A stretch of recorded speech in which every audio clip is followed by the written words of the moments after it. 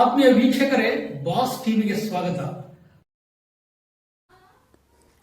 ಕರ್ನಾಟಕ ರಾಜ್ಯ ಕಟ್ಟಡ ಮತ್ತು ಇತರೆ ನಿರ್ಮಾಣ ಕಾರ್ಮಿಕರ ಫೆಡರೇಷನ್ ರಿಜಿಸ್ಟರ್ಡ್ CITU ಸಂಯೋಜಿತ ತಾಲೂಕು ಸಮಿತಿಯಿಂದ ಕಾರ್ಯದರ್ಶಿಗಳು ಹಾಗೂ ಮುಖ್ಯ ಕಾರ್ಯನಿರ್ವಹಣಾಧಿಕಾರಿಗಳು ಕರ್ನಾಟಕ ಕಟ್ಟಡ ಮತ್ತು ಇತರ ನಿರ್ಮಾಣ ಕಾರ್ಮಿಕರ ಕಲ್ಯಾಣ ಮಂಡಳಿ ಬೆಂಗಳೂರು ಇವರಿಗೆ ಮಾನ್ಯ ಕಾರ್ಮಿಕ ನಿರೀಕ್ಷಕರು ಕಾರ್ಮಿಕ ಇಲಾಖೆ ಲಿಂಗಸೂರು ಇವರ ಮುಖಾಂತರ ತಮ್ಮ ಪ್ರಮುಖ ಬೇಡಿಕೆಗಳಿಗೆ ಒತ್ತಾಯಿಸಿ ಜೂನ್ 28ರಿಂದ ಜುಲೈ 3ರವರೆಗೆ ರಾಜ್ಯಾದ್ಯಂತ ನಡೆಸುತ್ತಿರುವ ಕಟ್ಟಡ ಕಾರ್ಮಿಕರ ಪ್ರತಿಭಟನೆ ಭಾಗವಾಗಿ ತಮ್ಮ ಬಹುದಿನಗಳ ಬೇಡಿಕೆಯ ಪಟ್ಟಿಯನ್ನು ನೀಡಿದರು.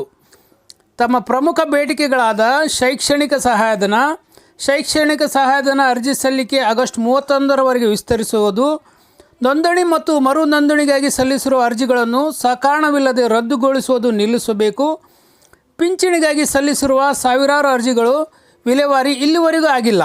ಹೀಗೆ ಇನ್ನೂ 10 ಹಲವು ತಮ್ಮ ಪ್ರಮುಖ ಬೇಡಿಕೆಗಳ ಈಡೇರಿಕೆಗಾಗಿ ಲಿಂಗಸೂರಿನಲ್ಲಿ ಬೃಹತ್ ಪ್ರತಿಭಟನೆ ನಡೆಸಲಾಯಿತು.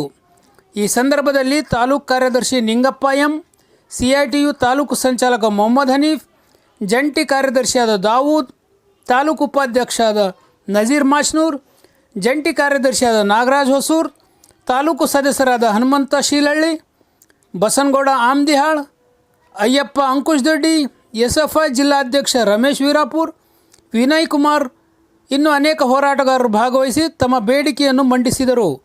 ವರದಿ ಸಾದಿಕ್ ಶಾಲಿ, ಬಾಸ್ ಟಿವಿ, ಲಿಂಗಸಗೂರು.